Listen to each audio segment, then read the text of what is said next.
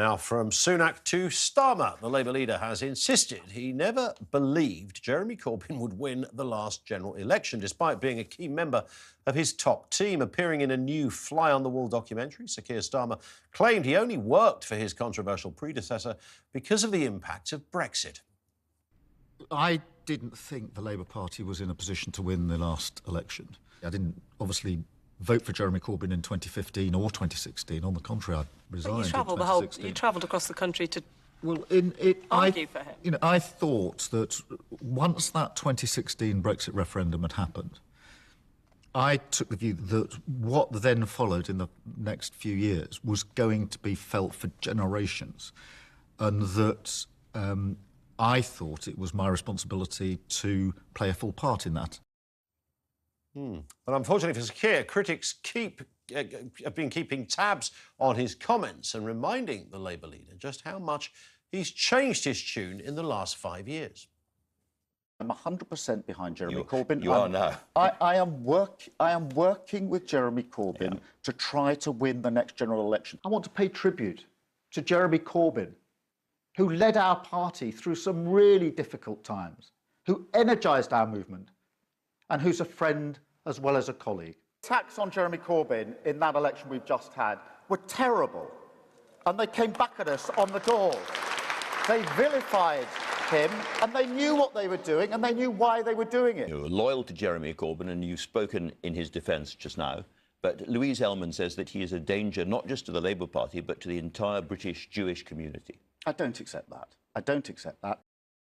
He was a Corbyn fanboy, wasn't he? There's no doubt about it. I mean, there's such a thing as flip-flopping and changing your mind, and I appreciate that, you know, electioneering and playing the game, etc., is part of it. But I do find it insulting and disingenuous to the public as a whole, given that we're, you know, often trying to insist on integrity and consistency from our political masters. And when you see it put like that, side by side, those comments, I think you look at this man and say, hang on. And by the way, that's just one aspect of many things you could have picked Corbyn up on.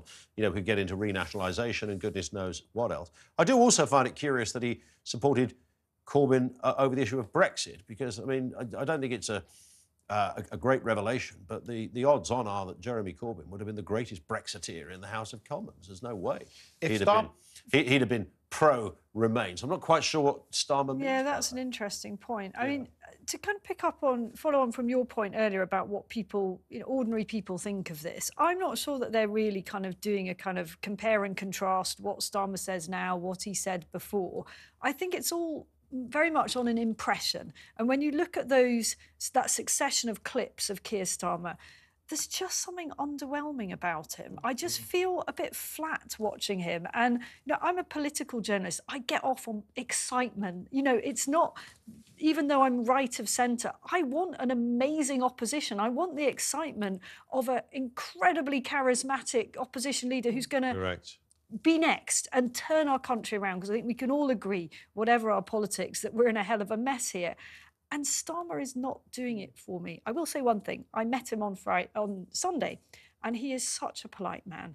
And actually, that goes a little way. Just a little way, not all politicians. He charmed you in real life. He did a little bit. I thought it was really interesting. So Anisiobi, who's the journalist that's made this documentary, you know, she shadowed Keir Starmer for 3 months. So that is crikey. That's a long time. Dedication. You see it as dedication. And she was quite tough in some of the interviews that she did with him. From the bits I've heard, you know, putting to him that he's boring and all that. And one of the things that she said that really she hadn't quite worked out about him until she spent all that time with him is that she said he's incredibly ruthless, which I thought was very interesting. That he really wanted that in a way. Yes, I mean, at least that's a bit edgier. Yeah, and that he's not bothered about the boring bit. Of course, he would say that, wouldn't he? But you know, he really wanted the leadership. He really wants to be Prime Minister, and he's ruthless. And I thought that's interesting. That's kind of the most interesting thing I've heard about him, really. But if Starmer just come out and said, I didn't believe in anything that Corbyn was doing, but he was a leader, so I got behind him. Yeah, that'd be fantastic. Yeah. But what we see here is a man who will just say whatever he has to say